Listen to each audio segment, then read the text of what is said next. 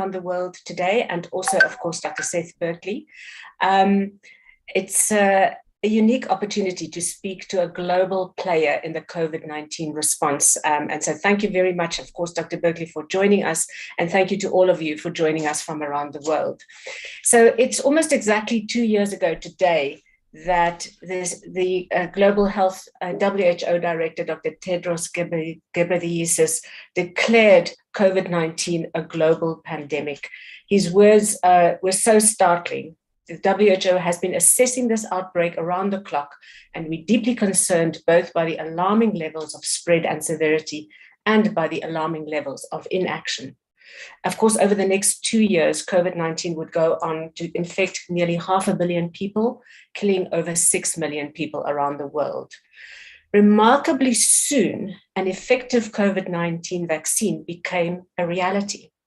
And with that, soon after, became the realization that really ideally for virologists and epidemiologists, it was absolutely clear that ideally every citizen of the world should be vaccinated. This had never been done in the world before. It's the first time ever that an undertaking on this global scale had been undertaken. Enter COVAX. And we're very, very fortunate to have with us today Dr. Seth Berkley, who is the CEO of Gavi, the Vaccine Alliance, and who heads up this facility, which has the enormous task to ensure that citizens around the world, particularly those in low and middle income countries, get vaccinated. And why is this important? Because we know that vaccination doesn't work in pockets of isolation.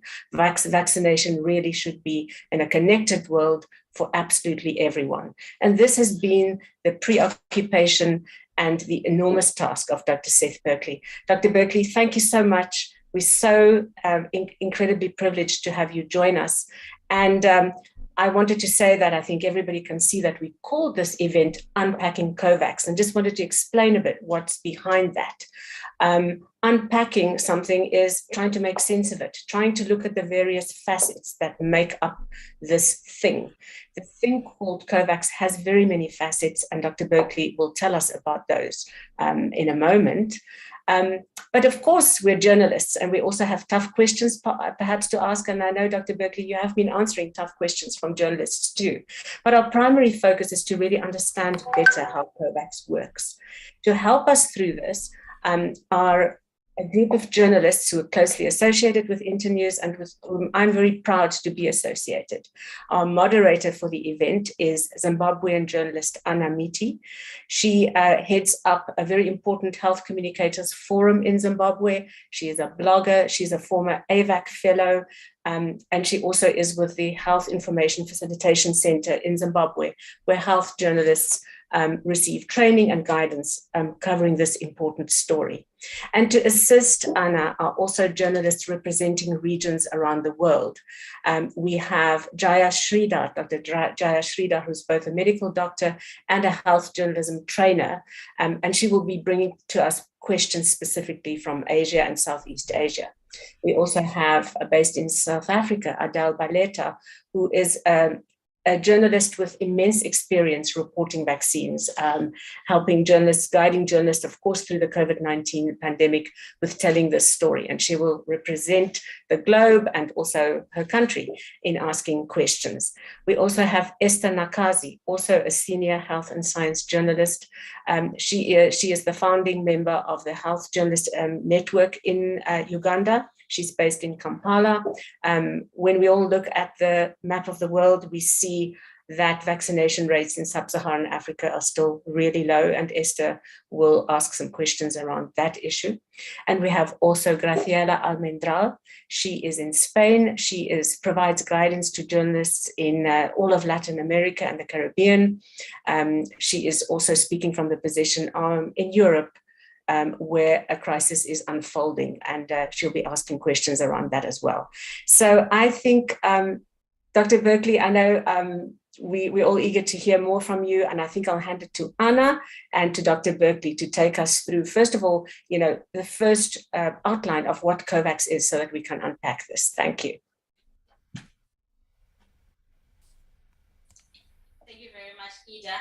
And you've said it already. Just to remind, of course, the journalists that have joined us on this call to keep their questions coming through on the chat platform. And I'm pretty sure that Dr. Berkley will welcome those questions. But in the meantime, Dr. Berkley, I know that, as Ida said, COVAX is something that everybody has been so keen to know about. It's been new. It's something that, there's been questions about, but there's also been a lot of information about. And just to get the ball rolling, really, what is COVAX? What is it all about? What is it that it's set out to do? And all those questions, and then we get other questions coming through from the journalists. And now the floor is yours, Dr. Berkley. So thank you so much. And can you hear me okay? Yes, definitely. Okay, fabulous. So first of all, hello everybody. Good morning, good afternoon, good evening, and it is really my honor to be here with you today. There is no health response in a crisis, in an emergency, without responsible and excellent reporting. And in this one, given all the politicization of vaccines that we've seen, it's even more important. So I'm sure we will jump in that, but I'm delighted to be here with you and really look forward to this conversation. So you've already heard that this is just about the 2-year anniversary of it being a pandemic, but it's also about a 1-year anniversary of countries in the developing world beginning to receive shipments of vaccine from Kovacs and beyond. And it's important as we mark these milestones to realize the world is more complicated now. We have many problems. We're witnessing devastating events in Ukraine. We're seeing surges of COVID continue in countries and places like Hong Kong now and in China, other places. And so we need to be prepared for the uncertainties that exist while we obviously try to do the right thing. So, let me just start with, Kovacs, where since those first deliveries, and I'll come back to that, we've now allocated about 1.9 billion doses and shipped nearly 1.4 billion doses to 144 countries across the world. This translates to a coverage of about 40% in the lower income advanced market commitment 92 countries and territories, making this the largest and most complex global vaccine rollout that has ever been undertaken. We have to be honest, it has not been an easy journey. There's been many challenges, many lessons learned, and we have an enormous amount to do. In the introduction, we talked about the inequities that still exist, and we have to be working as hard as we can to solve those inequities. But let me take you back. COVAX was created. We had the discussions for COVAX literally 3 weeks after the first reports of some cases occurring in China, way before this was declared a pandemic. And the reason we had that conversation is because we saw in 2009, which was the last pandemic, the H1N1 virus, that a number of wealthy countries bought up almost the entire global supply, leaving virtually none for the rest of the world. We also didn't know whether any vaccines were going to work. And so one of the things we wanted to make sure is that there was a large, and in fact the largest portfolio of vaccines in the world. We have 11 vaccines in the portfolio of all different types, so that we had the best shot on goal to be able to do this. So together with the Coalition for Epidemic Preparedness Innovation, who does vaccine research, WHO, normative guidance, UNICEF works with us on delivery of vaccines as well as strengthening health systems, and a range of other partners, we created a global mechanism to enhance access to safe and effective vaccines for all countries, regardless of income level, and starting with the most vulnerable. And of course, even that was controversial because we came up with an average number of vulnerable people, and we said everybody in the world ought to vaccinate their vulnerable first. Many people misunderstood that and thought we were saying we should stop there. That was only the beginning of that. Now, once vaccines started to show that they worked. The first Kovacs vaccine was delivered in a developing country 39 days after the first one was developed and delivered in a high-income country. Again, nothing like that's ever happened before. So we started out exactly where we wanted to, which is more or less simultaneous launches. And we were on our pathway towards having hundreds of millions of doses. But what we began to see was many wealthy countries had bought up the doses. We had a big problem with India, which was the home to a number of the large suppliers, was hit with a devastating pandemic, and they stopped completely exporting vaccines to the other parts of the world. And so we ended up in a situation where there was not the flow to developing countries that we wanted as quickly as we would have liked, which really affected the global divide. And so we did a couple of things at that point. We continued to try to get companies to move doses forward, but we also asked the world for donations if they had excess doses to make those available. And, we ended up with doses coming from the manufacturers in a fragmented fashion. We had donations coming, in a fragmented fashion without a lot of predicted time and shelf life. And just to be clear, donations are not the way to deal with a pandemic. We should be buying vaccines and giving countries the vaccines they want, but these were temporary measures. Now, where are we today? I've told you about the large numbers. Today, we're facing a new paradigm. We now have global supply large enough to be able to meet the demand and also to give countries appropriate planning horizons. So this is a positive development. And as a result, we're able to be much more responsive to the individual needs of each country. Our priority now is to work with the countries that have a lower absorption rate, a slower uptake, low coverage. There were 34 countries in January that had a coverage of less than 10%.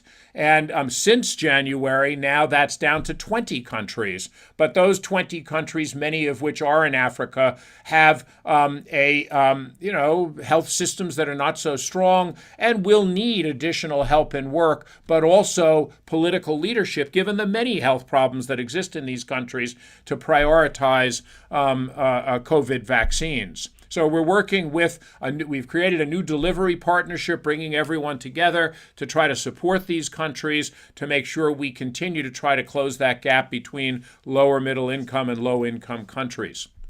The other priority for this year is to ensure that lower income countries are not at the back of the queue should we see further developments in the pandemic. So, there's been a sense that Omicron is it, and many countries around the world are opening up again. And of course, we're seeing increases in cases, increases in hospitalizations, and increasing in deaths in those countries. But we don't know whether there's going to be a Rho, a Sigma, a Tau, new variants. And although those variants to displace Omicron will have to be more transmissible, in terms of whether they cause more severe disease, that is totally random. And so they could be more severe, it could be less severe. So we have to plan in a situation. You have to plan for the worst, but of course hope for the best. And that's what we're trying to do. We're now trying to raise an additional $5.2 billion to be able to provide $1 billion for delivery for countries, for additional support for countries with low absorption. Some finance, about $500 million, to allow countries to absorb other dose donations, and then the rest of the money to allow us to be able to purchase vaccines if there are new variants or if countries need specialized vaccines, have needs for one vaccine versus another, pediatric doses, etc. So you've already heard that it was 2 years ago since this was declared as a pandemic, and you've heard the number 6 million deaths. I will say that many credible figures think that actually the death rate is 3 times that amount. In other words, killing more people than the First World War. So this is a sombering reminder of how lethal the virus is, even as we're seeing people say, we're done with the virus. The virus isn't necessarily done with us.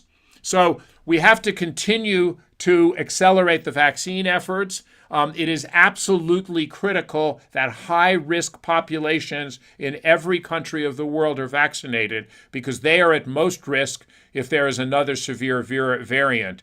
And that includes 3 priority groups. It includes healthcare workers. 100% of them should be vaccinated. It includes the elderly, and it includes people with other comorbidities and those that are immunosuppressed. And that last group tend not to get a lot of attention, and there are confidentiality issues, but it's really important we get people vaccinated so we can protect their health and protect the world's health. So that's a little bit of kind of where we are, what we're trying to do, and I look forward to your questions and trying my hardest to answer them as best as I can. Back to the moderator. Thank you so much, Dr. Berkley, for that. And again, just a reminder that you can already start putting your questions on the chat. But we received some questions beforehand, Dr. Berkley, as you'd appreciate, as people were registering. And I also saw a couple of questions around the issues of translation into French and Spanish and Portuguese. May I just say for this one, it's in English, but I will hear more from the organizers as to the next steps for those who would like some translations. But before we go on to take some of those questions, Dr. Berkley, just a follow-up.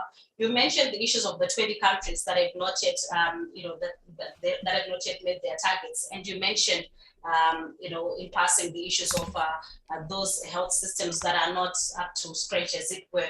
What have been some of the issues? I know previously we've heard about the cold chain supply issues being a hindrance. How are you working with those countries, and what is the way forward, really? So thanks for that question. And it's really important, first of all, to make the point that countries know how to deliver vaccines.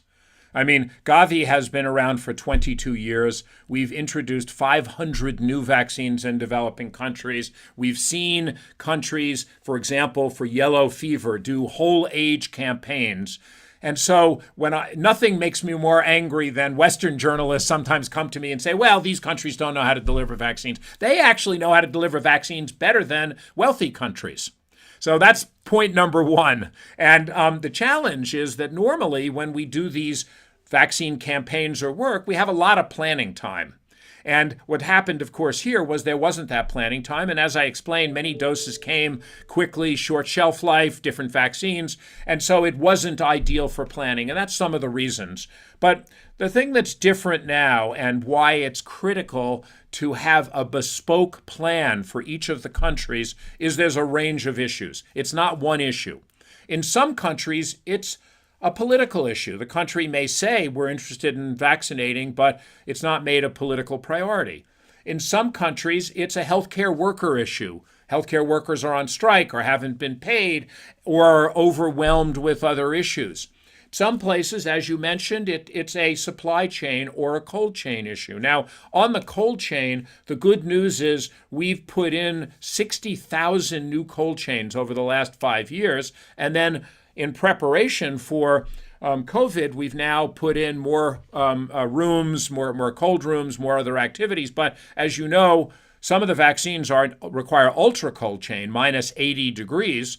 And that is a specialized cold chain that never existed before, except for Ebola vaccines. And so we have experience working in very difficult areas with Ebola vaccines with ultra cold chain, but not in general. And so that had to be purchased newly for countries.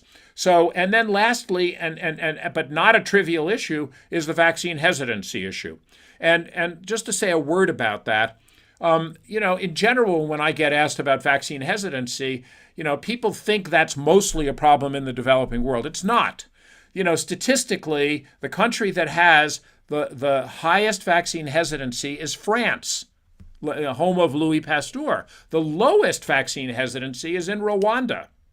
And what's interesting is mostly people in countries know about these diseases and they want to protect their families. So, it's easier to kind of educate. But what happened for this particular vaccine is it's become highly politicized globally. And there's all kinds of crazy rumors, and there's all kinds of, political engagement that's inflaming this. There are countries that are inflaming the misinformation. And so we have a bigger problem with concerns about this vaccine than we've had with any other vaccine I've worked with. And that is a real challenge because, again, it requires, not only journalists to get the right information out, but also to get local community leaders, village leaders, religious leaders, political leaders, all to help deal with some of the uncertainty and rumors that people have heard. We do have discussants that are going to be helping to unpack some of those questions as well, representing the different regions as it were. But for now, because we really want to devote as much time as possible to the questions that have been coming through from the journalists, because I know this is a wonderful opportunity for them to be able to speak to you, Dr. Berkley. We've got a question that's coming from Ruth Mukami, who is a freelance journalist in Kenya, and she's asking about the steps that have been taken to address the vaccine inequality in the global south. So I think I laid out some of these points. And so the challenge initially was there were no doses available. It was a supply issue. And that issue is now largely resolved. Not entirely, but largely resolved. And so the challenge then is now, how do countries move forward and turning these from vaccines to arms? So in December, we distributed 370 million doses. That was a lot of doses around the world. And the reason was to give every country a big supply sitting in their freezers, their fridges, ready to go, so they could start that planning I talked about. And, different countries at different paces using different mechanisms are in the process of rolling out those vaccines. For the countries that are doing it fast and quickly, there are more doses to come, and we've asked every country to give us both their demand, so we can plan to get them doses, but also for them to tell us what their goals are. There is a global goal that is set up to have 70% in all countries by the middle of the year. That's the kind of WHO goal, but we know that many countries don't have that goal, and our goal is to work with the countries to whatever goals they want. So when we ask this question, 28 countries in our group have goals below 70%, and 9 of them have actually goals between 20 and 40%. So whatever the country's goals are, how do we then work with them to make sure that they can move that forward? And the most important thing there, as I said, is that there is leadership locally, the desire to do it, and then we make sure that there are adequate resources and vaccines available for doing that.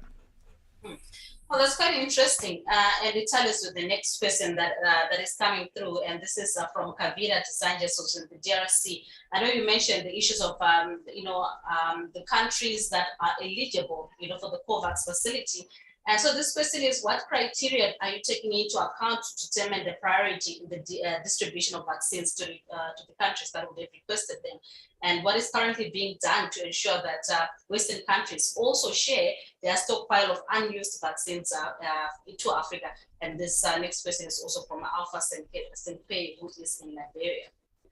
So thank you. So the goal is, if we were short of vaccines, we would distribute them equitably. And what we've done is WHO has put together an equitable allocation mechanism, including an independent review group to look at it to make sure that it's fairly done if there is a shortage of supplies. But as I told you, as of today, there is not a shortage of supplies. So the issue then is we can meet the needs of countries within some reason, and as they request doses. And so then it's an issue of the country communicating well what their priorities are. We try to get every country now to get their first choice of vaccines. But if we can't, we can offer a second or third choice. We ask countries to give us their choice of vaccines. And one of the challenges in that has been, how do people determine what vaccines are good? There are scientific determinations, but not all vaccines have competed equally. Not all vaccines have published their results as well, and not all vaccines have information against the new variants. And so one of the challenges then is, how do we help countries make a good decision on that? And by the way, it probably isn't one vaccine for a country. So country might say, I want an mRNA vaccine for my capital city, and the citizens there. It's a good vaccine, high coverage, and I have there the ultra cold chain, and I have the facility to do it. But I have areas of my country that are fragile and under, a difficult situation. And for that, maybe it's a single dose vaccine like the J&J vaccine, which isn't perfect in that now WHO recommends a second dose, but you might use that to get in quickly and get out. And then you might have a third vaccine that you say, this is a stable vaccine temperature-wise, and it's what we're going to distribute to the rural areas because shelf life is really important and having that. So what we want to work with countries is to get the right vaccine to the right place at the right time. And that's really the discussion that we're trying to work on. On the donations, we want to make sure that the donations also have the shelf life and are the vaccines that people want.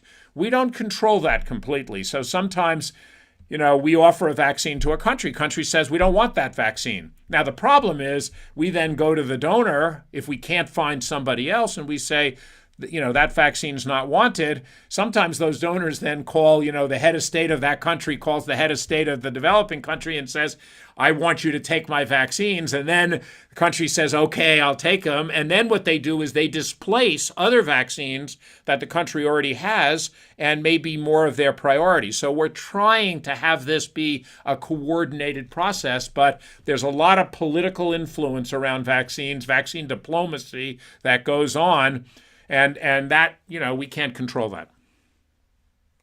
So Ida mentioned at the beginning that there are going to be discussants, of course, that are going to be helping us in this conversation, representing different geographical areas of the globe.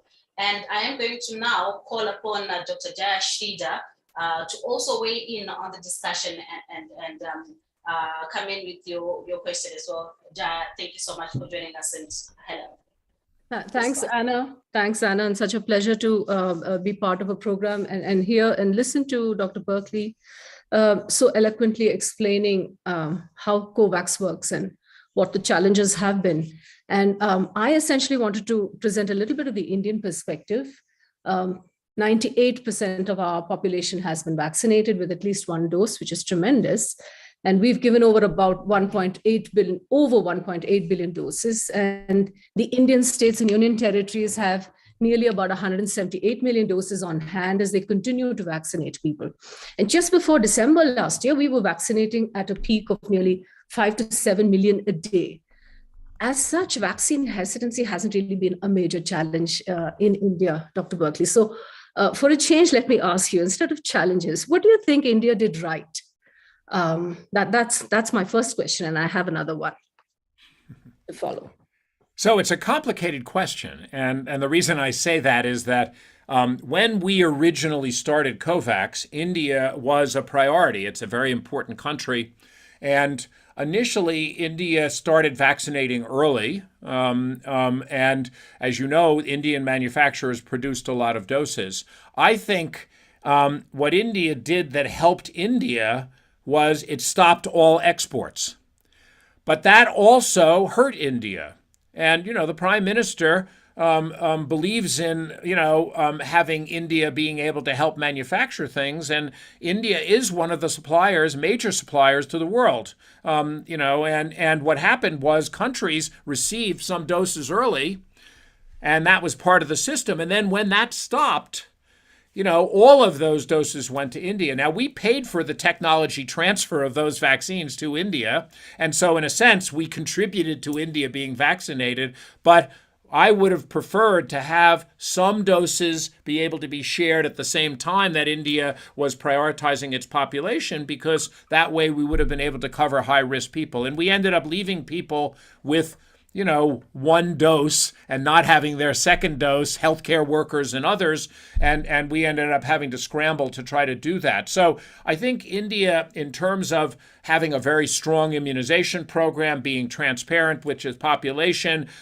getting information, and all of those were really good, issues. But I think, the world is going to have an effect after this, because people are asking the question, can we rely on other countries to supply doses? And I know many countries now feel they can't. We can't have manufacturing in every single country because you need the scale of, size. On the other hand, I think what we found in this event, and it's not an Indian event, there were export bans all over the world. I mean, what we found is that, we probably need more manufacturing facilities, and I know we'll get to that topic. So those were some of the lessons I think learned on this. Yes, I realized that we had a national emergency on our hands, and it seemed expedient to sort of divert the doses. We ended up backtracking on our commitments, but at the same time, there was the question of weighing public health imperatives sort of overtook the other commitments that were made earlier. But back to my supply question, we are a leading supplier. So we were earlier granted WHO's emergency use listing for Covishield, and more recently for an indigenously produced whole inactivated vaccine, Covaxin, made by the Indian originator Bharat Biotech, and also for Kovacs, the Indian version of Novavax. And the Indian government has already authorized the use of the world's first patentless vaccine against COVID-19, Corbevax, through a collaboration with Dr. Peter Hotez and Dr. Maria Elena Bottazzi from the National Institute of Tropical Medicine at Baylor. And we're going to start vaccinating adults and children in India from tomorrow with Corbevax. So with India also coming up with an intranasal vaccine, an mRNA vaccine, and a DNA vaccine, how do you see our role in contributing to the global supply chains so that we don't face the kind of shortage situations that we did last year moving forward? So, I think there's a lot of nervousness in the world, if I have to say that. I mean, prior to this, the largest manufacturer in the world by volume is Serum Institute of India. But when India opened its exports again, nobody wanted their doses. And, we obviously are trying to make sure that there is supply of vaccines for the world. And so we welcome high quality manufacturers that are WHO pre-qualified. But it is a challenge in terms of how people feel about this now and the confidence levels that exist. And I hope we can get back there, but we'll have to see. Novavax is a good example. COVAX, called in the Indian version, it is a vaccine that has high efficacy like mRNA, is temperature stable, and really would be an ideal vaccine to use in rural areas. But so far, we've seen almost no demand for it, and this is a real tragedy. So I think one of the lessons learned has to be how behaviors of countries in different circumstances ultimately affect the perception around the world and engagement on where they are, and this is a challenge going forward. But I hope that India will continue to retain its ability to supply large volumes of doses around the world at reasonable prices, which has been one of the real advantages of the Indian manufacturing facilities that we know of. Absolutely. Thank you, Dr. Berkley. In fact, I was just speaking with Dr. Arora earlier today, and it looks like India is all ready to sort of get back on track, and with all of these new vaccines ready and available. So my sort of last question to you is this question of rebuilding trust and faith in the supply chains, and to contribute to global vaccine equity and to be a strong sort of partner with COVAX. How do you see us moving forward in terms of rebuilding trust from your side? Well, I mean, one of the issues is, if there is another variant of concern that appears, and the world watched on with horror during the Delta outbreak and seeing the funeral pyres of India burning. But one of the questions is, would the same thing just happen again? Exactly, just shut everything down. So, the concern is, how do we get to a world that understands the priority of sharing vaccines for the highest risk groups during a pandemic? And as I said, it wasn't only India. There were other countries that had no exports, wealthy countries. But how do we create a world where this is shared? There's an attempt now to create a pandemic treaty as a mechanism to try to think about that. But we did everything we could to try to say, let's at least get the second doses into the healthcare workers who are on the front line. But we got no response. And so what we have to do now is try to rebuild. As you know, the saying is it takes, decades for trust and a moment to lose it. And so I think what we have to do now is move forward. But on the COVID platform are vaccines from India, from China, from Africa, from Senegal, from developing countries all over the world. But people, are worried about the ability to be able to have those supplies. Thanks. All right. Thank you, Jaya. I think we can now move on to our second discussant, and I'm going to call upon Adele now to weigh in and give perspectives and questions as well. Adele, the floor is yours. Thank you. Hello, Dr. Berkley. Lovely to be able to converse with you on this platform. Dr. Berkley, it's absolutely clear that, the delivery of 1 billion doses so far is a remarkable achievement. But of course, there are about 3 billion people worldwide who have not received a single dose, and that, as we've already discussed, is mostly in low-income countries. Now, this has led to criticism that COVAX has broken its promise to achieve equitable global vaccine distribution.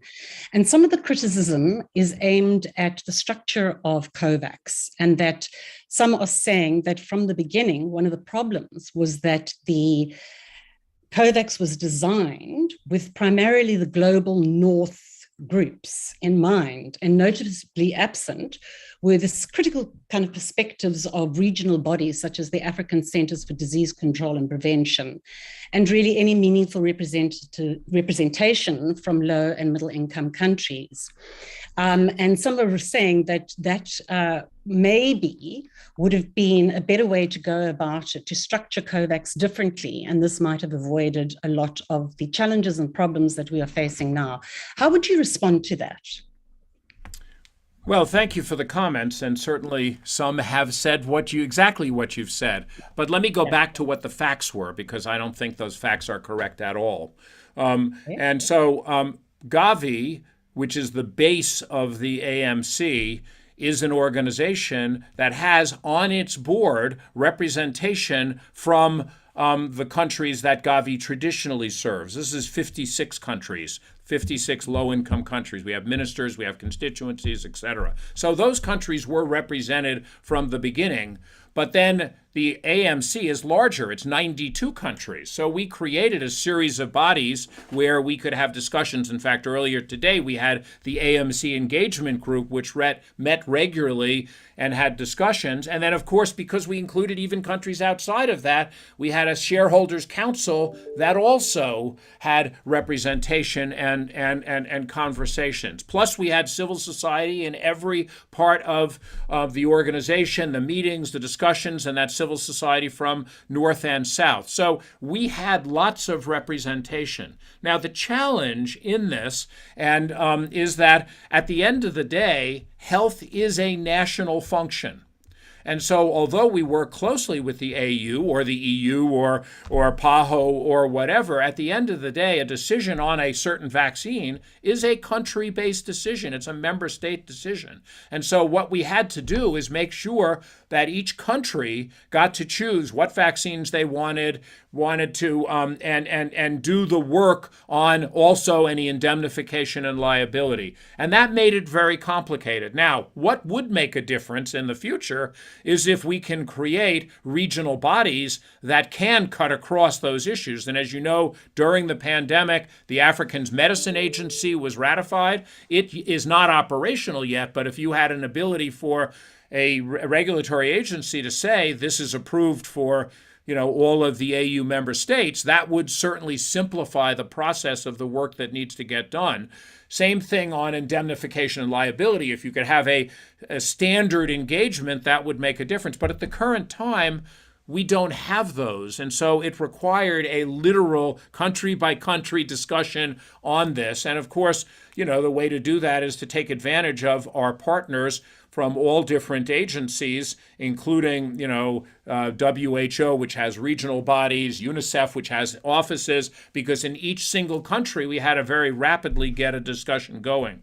By the way, the decision about hitching it to Gavi related to the fact of not wanting to delay, because already we knew we were late. There was no money to start. There was no staffing to start. So what we did is we built on existing systems and were able to raise money relatively quickly to start, use some of the innovative financing mechanisms to front load. And again, in the pandemic conversation now, the discussion is how do we create systems that will allow the ability to have contingent financing available when a new pandemic occurs so that developing countries can buy vaccine, can have vaccine, can be in the front of the queue, even if maybe they get pushed out a little bit, elbowed out by some national governments, as we've heard, but at least be able to buy right away at the beginning and not have to wait until we go through a slow process of raising money and doing those activities. So many complexities associated with this, but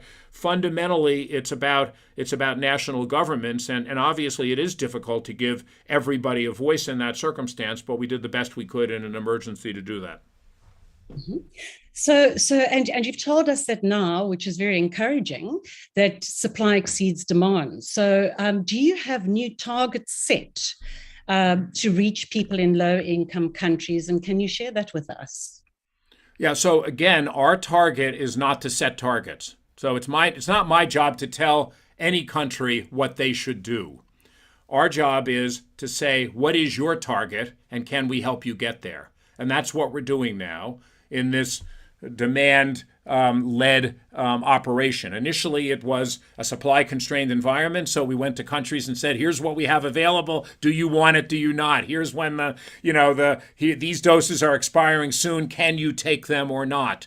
We're now past that. We're now in a demand-led environment, and as I explained those numbers, 28% of countries said they're lower than 70%. Half of the countries have said they're 70% or above. 9 between 2 and 40%. And what we're doing for each one of those countries now is going back and saying, when are you going to get to those goals? How can we help you? And if you have barriers, if a country says, I want to get to 70%, but, their absorption rate is, 0.15% a day, they won't get there in a reasonable time frame. So then the question is, how do we help that country and find out what the barriers are and try to provide support for that, whether it is financing for delivery or supply chain or work on communication or working on political leadership or whatever are the barriers that are there.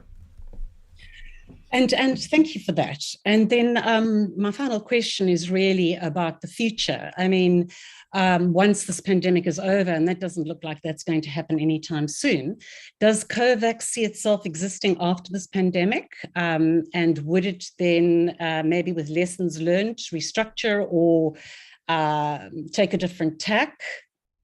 So, my own belief, I'll give you a belief, but so first of all, if COVID vaccines are required, we are likely to fold it back into routine vaccines. We want to get out of emergency mode, and it would be like, we provide countries with pentavalent vaccine or pneumococcal vaccine or other vaccines. And so we would try to routinize it. Now, we don't know, would it mean we need boosters for high-risk people. We need boosters for everybody. We need to have some stockpiles available. Right now, we have stockpiles for Ebola, cholera, yellow fever, meningitis that are always available in case somebody needs it. So part of it will depend upon where the science is, but we'd like to routinize it. Now, whether COVAX should exist or not is something that is being discussed. Obviously, the lessons learned need to be maintained, and the capabilities that exist need to be maintained, because what we learned, and it was a horror, was that the world wasn't ready for a pandemic. And I had given some TED Talks about this way before this happened. I, have spoken about that for years. And what we found is that from simple things like how do you label vaccines in a pandemic to what do you do about indemnification and liability, to how do you distribute? We had to charter aircraft in the middle of the first waves because there was, air flights were canceled everywhere, and yet we didn't have the underbelly capacity. So we learned a lot. How do we keep that alive? And that's being discussed. And in the future, what we want is a system that is networked so that, when there is a new pandemic, it can be brought up quickly. It has the surge capacity, it has the financing available, and it can bring in the right partners. So CEPI wasn't part of the Gavi alliance. We brought CEPI in because they played a role. Next time, it might be a different group, and it might be a different, intervention, and therefore maybe vaccines aren't the relevant intervention. But what we need is that flexibility and the ability to take risk during a pandemic, and that's not easy. Many institutions can finance, but they can't take risk. And what we had to do is invest against vaccines before we knew they worked. And that was a very risky thing. I mean, all of them could have failed, at which point the donors would have said, you spent billions of dollars buying vaccines for developing countries that didn't work. Luckily, it turned out to be an easy organism, and so now we have a lot of vaccines to work. But even in this circumstance, we will ultimately have to have discussions about wastage. And, in a pandemic, there should be enough vaccines made so that people have access. Wastage is a little bit less of a concern than it would normally be, but of course it's always a concern, and that's something we're going to also have to deal with. Thank you, Dr. Berkley, and thank you, Anna. Thank you, Adele, as well. And just to say, yes, I can see the questions on the chat. Please hold on a little bit more, a little bit longer. We are going to be, turning to those questions. Some of them are being answered as we go, because I can actually already see Dr. Berkley has addressed some of the issues that have been raised here. But for now, let me go to Esther Nakazi from Uganda. She's with the Health Journalist Union, which is in Uganda, HEJNU. Esther, the floor is yours. Thank you very much, Anna, and thank you, Dr. Berkley. My name is Esther Nakazi again. Dr. Berkley, you just said that donations are not the way to deal with the pandemic. And in my country and my region, really, in sub-Saharan Africa, we've seen so many donations coming in. But we have also seen an initiative from many players to improve, to get into vaccine manufacturing. So my question is, what is Kovacs' role in technology transfer? And what are you doing about, what is your role in all this? We saw recently presidents and governments coming in and being announced, the ones that will have regional hubs. But we did not see COVAX really committing itself to say we shall buy vaccines from the local African manufacturers. And that's one of the concerns that Africa has. So I want to understand, because the industry is now growing, we are going to start producing our own vaccines. Are you going to buy vaccines from local manufacturers from Africa? So thank you, Esther, and you probably know Uganda is very close to my heart, as I worked there for many years, and my greetings. Donations. The reason I said donations are not a way to deal with the pandemic is because what we should be doing is planning to get the right vaccines to the right place at the right time. Now, when you don't have any vaccines and there are excess vaccines elsewhere, it's our job to match those up. So I don't want to say that it doesn't mean that we shouldn't be using them now. We should. But my point would be that the goal of COVAX was to plan to buy doses for countries. Now, just to give you some history, Gavi started in 2000. And at the time, vaccine coverage was very low for a routine vaccine in most countries, and there weren't the new vaccines. And so we've introduced 500 new vaccines and have worked with countries to increase coverage dramatically. When we started, there were 5 manufacturers. 4 of the 5 were in wealthy countries. Today, there are 17 manufacturers, of which 11 of the 17 are in developing countries. Now, there is only one of those WHO pre-qualified manufacturers that is on the African continent. So Africa has less manufacturers than do the other regions. And so we welcome that there should be more production of vaccines on the African continent. And of course, we would be delighted to purchase those vaccines. There's a couple of caveats here. And that is that, first of all, our long-term goal is supply security. So what we will do is pay for different manufacturers, including some that might be a little bit more expensive. but not massively more expensive, because the goal is to try to ultimately have countries be able to afford vaccines and therefore to have good prices. And we've been able to drive down prices 98% from where they are in wealthy countries over the last 22 years. So there is a pricing concern. And then there is obviously a concern. They have to be WHO pre-qualified. They have to meet global standards. And so one of the questions now is going to be, which vaccines will these new manufacturers make? So right now there's been a discussion of everybody making COVID vaccines. I'm not sure that's a great business model, given that I've already told you there's enough doses today. And as manufacturers keep producing doses, there may be a massive oversupply of COVID vaccines. But there are many vaccines that there are not enough suppliers in the world. So what we've already offered as part of the Partnership for African Vaccine Manufacturing is how we can work with the manufacturers to discuss which particular vaccines are oversupplied in the world, which are undersupplied, which need more manufacturers, which don't. So that's the global vaccines. Then there's regional vaccines, and this is where it gets very interesting because, as you know, we now have a malaria vaccine. We have an Ebola vaccine. We have a cholera vaccine. Yellow fever, I've already told you, is purchased. But can we also have manufacturers that work on some of the regional vaccines of importance? And that'll be important because new vaccines are coming, like Lassa fever, hopefully, other vaccines that may be useful in the region as opposed to other regions. And then lastly, what you want is that capability to create a pandemic vaccine or an epidemic vaccine. But if you just do epidemic vaccines in peacetime, you go out of business. So what you have to do is have a business plan that allows you to have, a varying set. So our role, we don't fund vaccine research. That's what CEPI does. We don't fund manufacturing facilities. That's being done bilaterally. What we do is buy vaccines. And what we want to do is make sure that the decisions that are being made make sense vis-a-vis the marketplace of the world. One last point. An initial vaccine made in a new manufacturer from a greenfield plant will be much more expensive than the existing manufacturers. And it's important to just say that up front. So what has to happen then is we have to have a real discussion. Who pays that additional cost?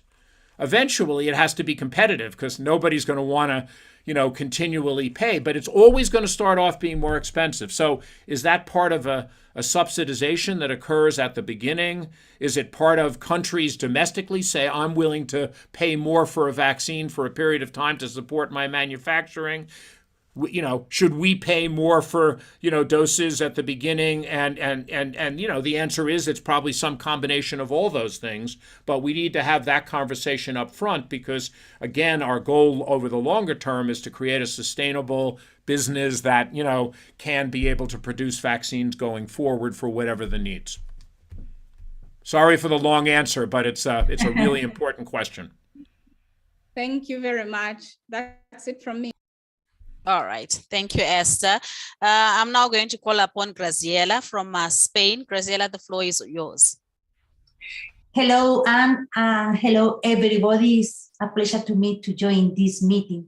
So my first question is related to the situation in Latin America. So in 2021, the Americas was one of the regions in the world with the most deaths from COVID-19 reported. Most of the countries in Latin America were ready for months to deploy vaccines, but vaccines were not arriving in early 2021, mainly due to the export restrictions, among other problems. This situation created political tensions in the regions, but also an atmosphere of vaccine and vaccination hesitancy, as many people did not understand why they were not receiving vaccines, which now that is a really problem to solve. So my question is COVAX assessing epidemiological scenarios in addition to equity factors when programming vaccine deliveries, as some governments requested? Sorry, epidemiological factors? Yes, epidemiological scenarios in addition to equity factors when programming vaccine deliveries, as some government requested. So The PAHO situation is a little different. PAHO, unlike other WHO regions, organizes itself. And so we work with UNICEF to deliver vaccines across the world, but we work with PAHO in Latin America because they are the organizing feature of the member states in Latin America. And so a lot of the conversation there is different because of the way they work than in other regions. But of course, the answer is our goal ultimately is to serve every country and to get them the doses they need. Now, in Latin America, many of the countries are higher income countries and are not part of the advanced market commitment, don't have the donor funds, and therefore in our discussions with them, they are so-called self-financing participants, meaning that they can buy doses through COVAX if they want, but they can also buy doses bilaterally. So many countries went ahead and asked to buy doses through COVAX, and some were disappointed because of the time it took to get those doses, as you described. And so many have also gone out to open markets or bought doses in other places and made a decision, on how they would get coverage. Now, there are a few AMC countries in Latin America, and those we supply, as I described, for all of the other lower income countries going forward. In general, there was a debate early on of whether we should distribute vaccines based upon the epidemiologic situation. And the problem with that in a pandemic is, by the time you measure that a place has high incidence of disease, high death rate, et cetera, and you start to shift your resources there, the epidemic has moved to another region. And of course, after you've had a big burst of infection, getting a vaccine there afterwards doesn't stop that burst. What you'd love to do is know 6 months ahead of time where the next burst is going to be. And if you could do that in front of each outbreak, you would then have a more dramatic effect. But because we can't predict that, the decision was made to basically offer vaccines to countries to protect those at risk without following those epidemiologic points. And one of the challenges with this is that, for example, we already heard from India. India thought, we're not at risk. We're doing well. We've actually, gotten through alpha, beta without any problem. And then Delta hit them and it was terrible. And then, South Africa got hit with Omicron and other places. Hong Kong is right now, a severe outbreak. So the challenge is having every country believe that they are at risk and wanting to cover their high risk and getting their population coverage as much as possible. But it's been hard to get that message across because people don't necessarily believe it. Okay, thank you. So my second question is related to the war and how the war is affecting vaccination. So just day before the war begins, the World Health Organization urges increased COVID vaccination effort in Eastern Europe as the number of the new daily COVID cases was really rising in the region. And because several countries like Ukraine has one of the lowest vaccination rates, but also other countries in the border. So how is COVAX preparing to deploy vaccines in this complex situation? Is COVAX planning to incorporate new organizations specialized in giving healthcare in humanitarian crisis? So thank you for that question. Ukraine was a COVAX recipient. It received 8 million doses from us and had more doses planning on coming. As at the moment, obviously, we can't do that, and it's a tragedy what is going on in Ukraine. We also have a humanitarian buffer, and the purpose of the humanitarian buffer is not to be the frontline support for people in humanitarian emergencies, but to be a provider of last resort. Now, why did we say that? The best way for refugees to be incorporated is to, in the country they're in, is be part of that system, because then they can be part of the insurance scheme, they can be part of the regulatory scheme, they can, use the health facilities. And so for places that do that, that's the best model, like the Rohingya in Bangladesh, where the country says, we want to include the Rohingya refugees in our numbers, and we top up the numbers of doses are there. Now, with with what's going on with Ukraine, we have millions and millions of people now moving around. And the question is going to be, can they be incorporated, or do we need to do some type of special refugee situation? Excuse me. We in situations where there are stateless people that are not recognized, then we work with humanitarian organizations for them to be able to apply on behalf of those people and then do services for them. But of course, that makes it more complicated, and it tends to be a slower process than if it can be incorporated into a state system. So we are waiting now to understand from the humanitarian community what the needs are and how we can help. And I can't say that we've worked that through, but, for example, after the Afghanistan crisis, we ended up working with refugees in different countries and making sure that they had access to vaccinations, as well as trying to make sure that in Afghanistan they were continuing to use the vaccines they had and work for others. Okay, thank you. And now my last question, because my colleague Haya from India was speaking about Kovacs, this vaccine free of patents, which have been developed from two scientists. One of them is Maria Elena Bottacci, and tomorrow we Internews has a meeting with her. So how is the situation of this vaccine in Kovacs is going to be not only evaluated, but taken into account for the next deliveries? So they have not applied to our international a product group to look at that vaccine. Obviously, if they do, the vaccine will be looked at. I think it's important to point out that the main barrier is not intellectual property. The main barrier is know-how.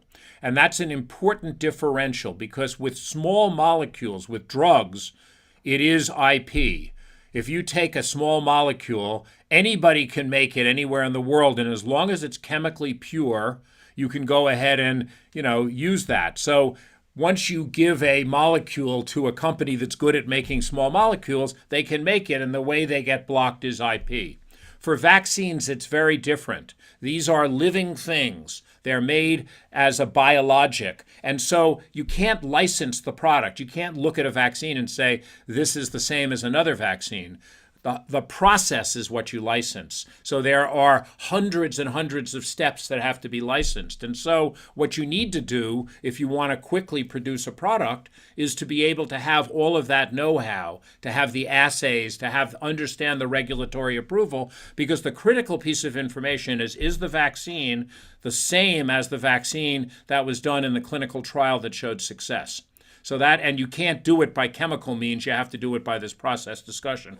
And that's why it's so complicated. So I know there's been a lot of attention to IP, but that's not been the limiting factor here. And as we showed, and you already heard from the Indian group, we technology transferred AstraZeneca and the Kovacs vaccine to India in record time. They produced it faster than the other companies were able to produce it. We transferred it to companies in South Korea. We transferred it to companies in Europe. We transferred it, all over the place. And so the issue in those transfers, yes, there is some intellectual property, but that's, the minor part of it. It's that know-how. And my worry right now is that what people are doing is saying, what we need to do is transfer, technologies that don't have IP on them. The question for me is, are they well worked out? Do they have a process to produce them in large quantities? Are they optimized? Because what we need, to the question asked earlier, for example, for African manufacturers, is what they want is a process that they can quickly move into a vaccine, not to go back to square zero and spend 5 years building the process and working through it, et cetera. So it is a really complicated process in terms of doing these technology transfers. And the last thing I'd say is that the number of people who have the skills to do these technology transfers is very limited. And this is where, again, the manpower of the world needs to be enhanced. So one of the things that we need to see is many more Africans, many more Asians, many more Latin Americans with those skills, so that we can do technology transfers in an emergency situation and have those scientists, they're not really scientists, they're technical people, work together to accelerate the development and production of vaccine. Okay, thank you very much. Thank you, Graziella. And of course, you then bring in the issues of the current things that are happening. I'm recognizing the hands that have been raised for a while now. Thank you for your patience. But I just want to quickly bring in some of the questions that came through earlier, both on the chat platform and those who were registering. And this relates to the current, happenings, the current situation in China, where there's been an increase of, these new cases and new outbreaks, and how this is going to affect the way that COVAX works. Questions from Monica Mayuni, for example, who's in Zambia, question from Tetiwe Mwemba, and a question from Angela Nkwara in Tanzania. They all relate to what's happening in China and how does it affect COVAX now. So it's a great question, and China has, for its size, the lowest number of cases in the world, as you all know. And so that's good news. But the way they've gotten there has been through this, a zero COVID policy, where they've done intense lockdowns and really tried to control every single outbreak. And I think the challenge we've got now is with Omicron, which is much, much, much, much more transmissible than the original strains, and also has less protection from vaccines for infection and disease. They still have reasonable infections from severe disease and deaths, although you really need to boost them to get the most robust protection. Now, what we don't know, there are no published studies on inactivated vaccines, which is the most commonly used vaccines in China, the Sinopharm, Sinovac. There's no published studies on their efficacy with Omicron, but there is some anecdotal evidence to suggest that they may not have very good protection against these diseases. So what you have is a large population, has no pre-existing immunity, has vaccines that, may not have the best protection, and you have a super, super transmissible variant. And that is a scary proposition. And so, certainly China should be considering, increasing its vaccination level, perhaps providing a heterologous vaccine. So in other words, maybe adding a different type of vaccine so you get a broader protection, and making sure that, there is boosting that is done. Lastly, I'd say in Hong Kong, where we've seen a really terrible outbreak recently, it turns out that a lot of that turned out to be people who weren't vaccinated, elderly who weren't vaccinated. And again, the critical issue here is making sure every healthcare worker in the world, we estimate in AMC countries, about 79% of healthcare workers are vaccinated. That means 21% aren't, or something like that. But the elderly, only about 36% have been fully vaccinated. So one of the messages to get out is the importance of having that population vaccinated in case there is, a high variant that gets into communities, because it will cause very high death rates in terms of moving forward. Right. Thank you for that. Let me recognize Emma Kamara. Emma, you can unmute yourself and then go ahead and ask your question.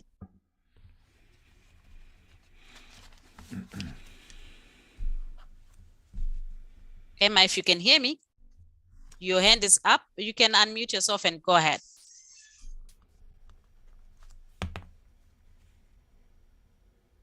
If Emma is not available, maybe Scott, you can unmute and go ahead and ask your question.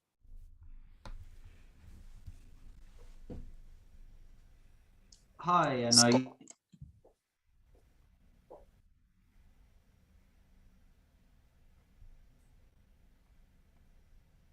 Thank you, Scott, but I can't hear you. You can unmute yourself. Yes, you're on mute now. You can go ahead. Great. Thank you, Anna. Hi, Dr. Berkley. Thank you for this talk, and with all the panelists. It's been really informative so far. I'm in partnerships development with PATH, and I'm based in Washington, D.C., but I'm currently working out of London. With most of European restrictions either already expired or set to expire this week, we're starting to see a rise in specific European countries like Austria, Germany, and Switzerland, seeing record numbers again. So my question, Dr. Berkley, is what's your thoughts in these remaining pandemic restrictions that are still in place? Do you think they should expire in the coming weeks, or do we need to reinstate, similar restrictions as COVID cases are starting to rise? So thanks, Scott, for the question, and it's tragic to see that. And my own personal view is that, people are done with the virus, but the virus isn't done with us. I think I said that before. And, one of the challenges is, what we should be doing, I think, is as we get better control of infection in any setting, we should relax some of the restrictions, because there's only so far people have to live with their lives, etc. But to do it in a sensible way, in a slow way. So I don't believe you go from, absolute complete restrictions to the next thing you're in is in a football stadium with 60,000 people screaming at the top of your lungs, sitting next to people. That's not a good way of opening. And I think what we've seen is very dramatic swings in opening, and we're seeing the result of that. It is absolutely true that Omicron is a milder infection than Delta is, but that milder doesn't mean mild or minor. And, we're still seeing 60,000 deaths a week from Omicron infections. And, the challenge here is the number of cases is much higher and the deaths are lower, but they're going up around the world. And so I think we do need to make sure that we give thought to how we loosen up and then how we go back. And it's going to be very hard because, people need to be a little bit careful in what they do, but maybe they can, when they're vaccinated, when the situation is better, loosen up, but not go all the way to back where they were until we have a better handle on both this wave variant and whether we're going to have other variants or not. Because as I explained before, it is likely that we're going to see more variants, and those variants might be more severe disease, might be less. We just don't know. Right. Emma, are you now ready to speak? Emma Kamara, you can unmute and go ahead and ask your question.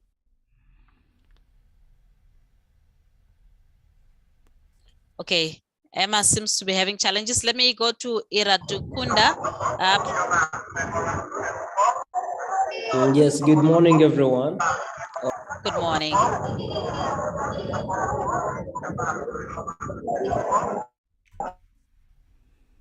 I can hardly hear Emma. So Iradukunda, rather, sorry, please go ahead.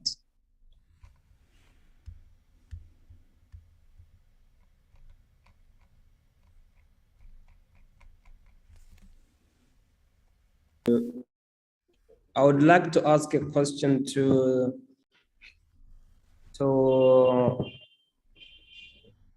Seth. Actually, poor countries didn't have enough vaccine due to many reasons, including political, as he said, or healthcare issues, or supply chain, or other reasons. So my question is, would he anticipate what might happen to these countries in case, since he said we are not done with the coronavirus or with the pandemic, what might happen to these countries who, for one reason or another, neglected to the vaccine or anything related to vaccination of its populations? Thank you very much. So again, I was asked about targets, and I explained that I don't set targets for countries. Countries should set their own targets. But I think the critical issue is if I was a journalist working in a country that had very low coverage, I would try to work on trying to get information out in that country on the importance of vaccines, the importance of at least vaccinating those at highest risk, because we don't know what's going to happen. Now, I told you that you have to be prepared. I mean, it is possible this is it. It's all going to go away. But, that would be hope for the best, but I would plan for the worst. And I would say, if my country has a very low coverage rate now, if another bad variant comes out, a lot of people could die. I could have to have a severe lockdown, and that's not good for the economy. It's not good for the population. So during a time when we may not have severe disease in my country, I would try to get as many people vaccinated as I could.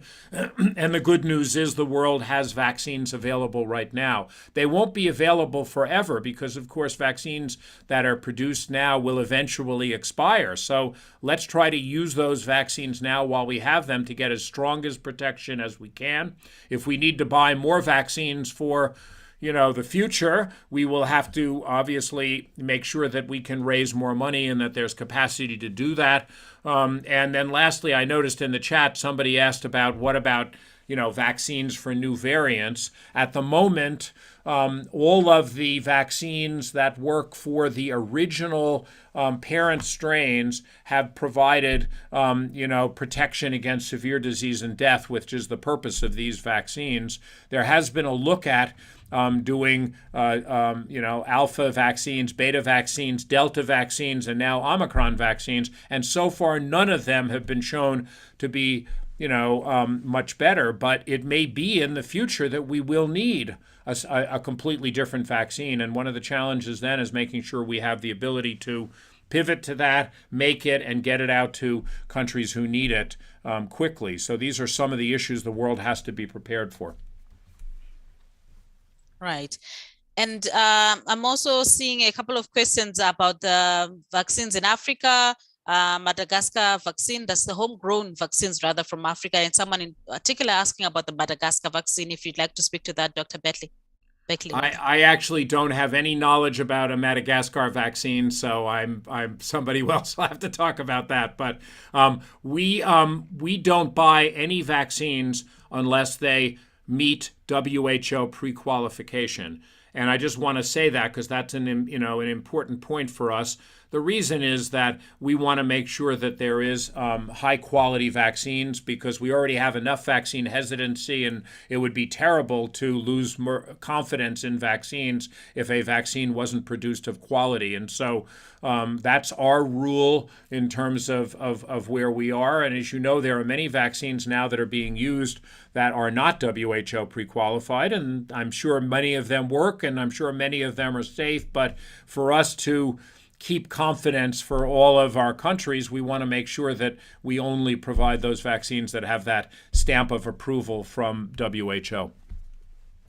And an interesting one here from Gué Won Venance from Cote d'Ivoire, who wants to know, and I don't know if you can explain this, Dr. Seth Berkley, he wants to know why it seems that European countries were more affected by COVID-19 than African countries. So that is one of the most difficult questions in the world right now. And I'll give you an honest answer, but the first answer is we really don't know. I mean, to be absolutely honest. But there's a couple of other things. The demographics are completely different between most African countries who have a very young population and countries in the West, or particularly in Asia, where they're very, very old population. So Japan has, 33% of the population above 65, whereas many African countries have only a few percentage points above that. So given that the elderly are the ones that are particularly at high risk, a young population skews against that risk. A second issue, relates to the issue of being in a climate that is in general warmer. People can spend more time outside. They're not as densely packed together. They may not be moving quite at supersonic speed as in other countries. And so there's a lot of theories about that. And then the third, and this is an important one, is that there are a lot of deaths that are occurring from Omicron that we do not that we don't recognize because there's not a lot of testing. Now, what we know is when you do an autopsy study, there was a good one done in Zambia or Zimbabwe, I can't remember. They found that a lot of people who died ended up having, infection with SARS-CoV-2. And so there clearly is more deaths than we know about. On the other hand, what we haven't seen in very much, thank goodness, in Africa has been these waves of severe disease where bodies have piled up in hospitals, and they've had problems storing people in morgues and all of that. And you would expect in any African country, given they all have regional hospitals, teaching hospitals, that had there been a wave like that, we would have seen that. And so I think there is a general assessment that says the disease burden is lower in Africa. I've given you some of the theories. There are other theories about, maybe other coexistent infections or tropical infections may make the immune system a little stronger, and therefore people are able to be prevented. But the honest truth is we don't know the answer to that. And by the way, the same hypothesis existed in India before Delta, where people said, maybe a tropical country like India doesn't have severe disease, and we saw what happened. So I think, we have to be very careful to say, gee, we don't have to worry about it because we haven't yet seen a really terrible wave, other than in South Africa, where we've had that. All right. Thank you so much for answering that wave of questions. And I think at this point in time, I'm going to hand back to Ida, who will give us a couple of remarks before we close the session. Ida, the floor is yours. Ida, you're on mute. Sorry. Thank you. Thank you for that, Anna. Thank you so much, Dr. Berkley, for the time you spent with us and for helping us unpack COVAX and, of course, answer all those questions. Thank you, journalists, for following this very important story. A big thank you to the Sabin Vaccine Institute, who makes much of our work possible, specifically around the COVID-19 vaccine. At Internews, we walk with journalists in telling this important story. One of the ways in which we do it is to create resources, journalist guides on how to report on a story. Another way is to provide training. Another way is we've written an e-learning course called Let's Talk Vaccines. So in the chat now, we'll drop the resource called Unpacking Kovacs, where really the unpacking is being done by means of frequently asked questions, and questions, some of which we've received from journalists, and also in consultation with Gavi, some of the questions that typically come to Dr. Berkley's office and to others at Gavi. So the resource, I think, will be really helpful in telling this story. I hope you will consult it. If you miss it here, please go to the Health Journalism Network of Internews. That's the other item I wanted to mention is do join our Health Journalism Network. There are lots of resources over there. You'll be made aware of events like this and others in telling the health story around the world. The Let's Talk Vaccines course link is also there, I think. And again, thanks to the Sabin Vaccine Institute, this course is now available in French, available for anyone around the world, any French-speaking journalist to enroll. It will be ready in the beginning of April. Currently, a group of journalists are already taking the course in French. We're very excited about that. And with support from the WHO, the course will also be available in Arabic from sometime in May. So those are the links to look out for. Do look at the resource, do join the Health Journalism Network, do take the course on the course called Let's Talk Vaccines. A whole chapter, a whole module is dedicated to this very issue of equitable access. And this discussion with Dr. Berkley is also available on YouTube. The link has been posted in the chat. We can also find a way to send everybody who has attended this discussion the link to the chat so you can go back, because there was a lot of dense information and lots of really good questions. So thank you so much to everybody for this tremendous effort, Dr. Berkley. We are really thankful, and also very thankful for your time with journalists and with us at Internews, and we hope we can welcome you back again. Thank you. So thank you. And again, you all have a role to play in educating the public. Somebody asked that in the chat. And so I thank you for what you're doing. And we want to be helpful as well. My team has also put in the chat, if you have any specific COVAX questions, they're happy to also answer those. Thanks so much.